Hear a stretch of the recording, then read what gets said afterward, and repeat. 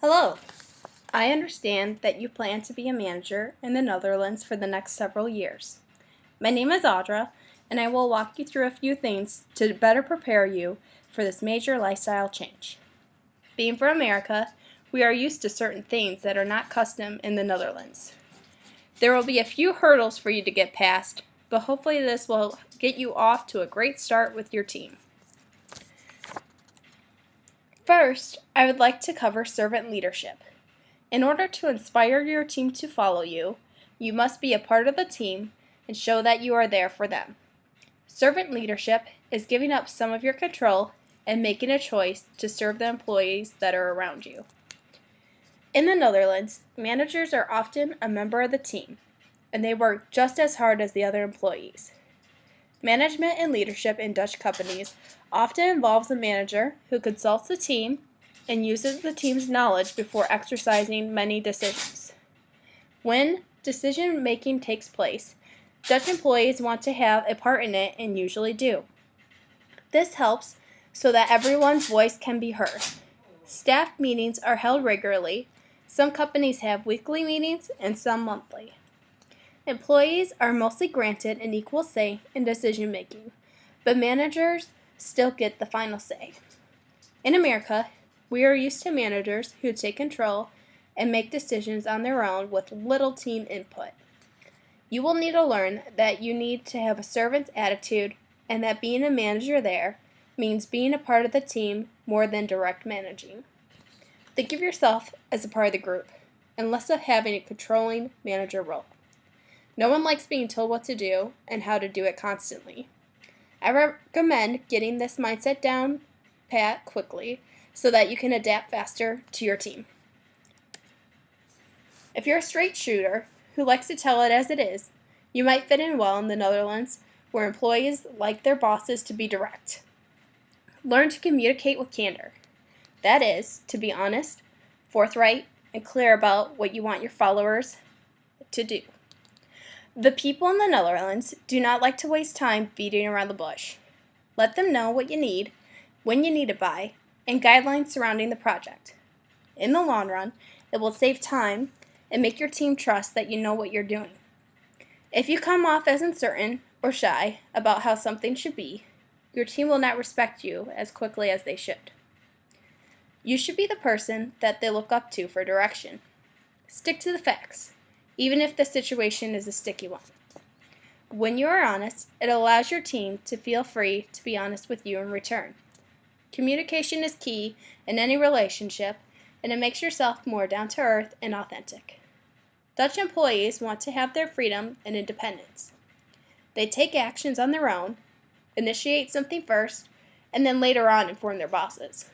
They will easily ignore authority when they think it's necessary, so be prepared for that. They are more than likely to accept authority from someone who has experience on the job than from someone who just claims to be their manager. They are not afraid to step up to the boss and say what they think, and the atmosphere in most companies is informal. That's why it's very important that you show with your actions and words what you want from your team. Managers in the Netherlands are vigorous and decisive. However, they realize that consensus is mandatory for any major decisions, as there are many key players in the decision-making process. Be a strong, clear, and direct role model for the people beneath you. It will help you to become adapted to the group more quickly. Since employees in the Netherlands like to be a part of decisions, learn to empower them to do so. Leaders have found that sharing company financial data and allowing people to participate in decisions is a great motivator for their staff. When you empower your people, you are sharing your power with them. This then lets them take more responsibility and care more about the company because they feel like it is their own. It allows more participation, and that allows new ideas to come to the table. Imagine if your boss let you weigh in on what to do with the bonus check that the department received. You could decide if you want to spend it on new chairs, better equipment, or whatever your department desperately needed. You would feel responsible for affecting your coworkers as well as yourself and would take it seriously. It also allows your staff to know how you must feel each and every day having hard decisions thrown at you, and would create a better understanding for decisions that you might have to make. By empowering your team, you create motivation for the company. Most people want to do a good job at their place of employment, and empowering them to release that energy into the company will create a better workplace for yourself and for your team. The more knowledge your staff has about the company, the better they can understand it and help to improve it. They understand the impact of their jobs and what is at stake if they don't do it correctly. Encourage them towards doing more for the company, and ask for more tasks that you can give them. Since you'll be new to your surroundings, don't be afraid to ask questions. A great leader knows to ask questions so that they can know what is going on in the organization that they work for. When you ask questions, it also encourages people to think critically about what you are asking of them. It shows that you care about the company and the people who work there. It allows your team to know that you are not too proud to tell someone that you're not clear about something that is going on, even though you are the manager. There might be people who have worked at the company since the beginning, and you can learn a lot from what they have to offer. It will also make them feel needed and important that the manager is asking their advice on a subject matter. While asking questions is going to be important for you, listening is also a key part that ties into asking questions. When you fail to listen, it makes your staff feel unimportant and worthless. Listening takes more than just hearing what someone has to say. You need to actively listen, which is done by nodding your head, keeping good eye contact, and repeating their concerns or praise. Even though work will get busy, try to focus on the person in front of you in your office at that point in time. The people there will come to you constantly and share their feelings about different matters, as they're not afraid to do so. While it may get stressful, being constantly interrupted, act like every person who walks in with their concern concerns you as well. This will show how you respect your employees and will help you form a great bond with your team. I want to go over a few general guidelines for when you are there. One to consider is the dress code. In the Netherlands, it is fairly conservative, but it can vary widely from one business to another. If you're going to be in a place of business like banking, you would want to be more formal. For men, that would mean a suit, or women, a skirt or dress outfit. On the other side, if you're going to be in the IT line of work, jeans are acceptable in the workplace. Generally, though, managers tend to dress nicer than the rest of employees, and colorful items of clothes are not uncommon. A good rule to live by is that it's better to be more well-dressed than underdressed. It's okay to ask somebody at the company what they're used to wearing. They would be more than happy to help you.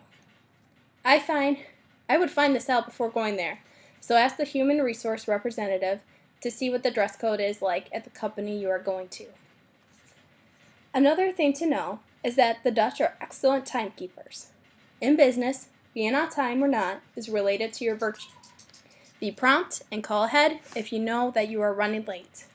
In America, this is pretty much the case as well, but we are a little more forgiving than the Dutch when it comes to being late.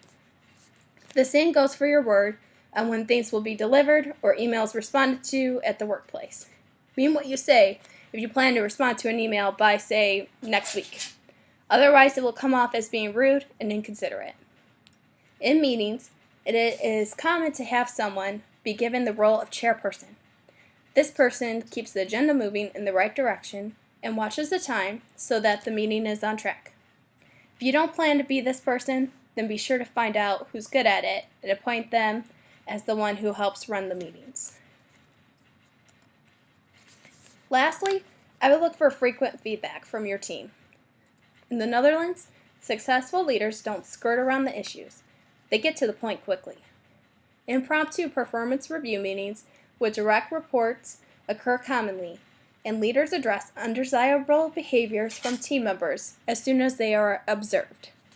Effective leaders see feedback as a way to improve their departments, so you should look at it as a good thing. Be sure that you are doing what your team hopes you should be doing and that you're aiding them in ways that they need. If there are issues, address them immediately. In America, reviews are typically done only once per year, if that. Your team in the Netherlands would see this as strange. Make your office an open space for them to come in and let you know how things are going. Encourage honesty and take care of issues when they arise right on the spot. Dutch employees expect the door to the manager's office will always be open. To conclude, there will be some differences that you will come across as you go into this journey. Remember to be open, honest, and have a desire to be a part of your new team. You are there to lead them, not to control them. If you follow the steps I've outlined, it should get you off to a great start. Are there any questions that I can answer for you at this time? Okay, well great. I hope you have a safe trip, and God bless.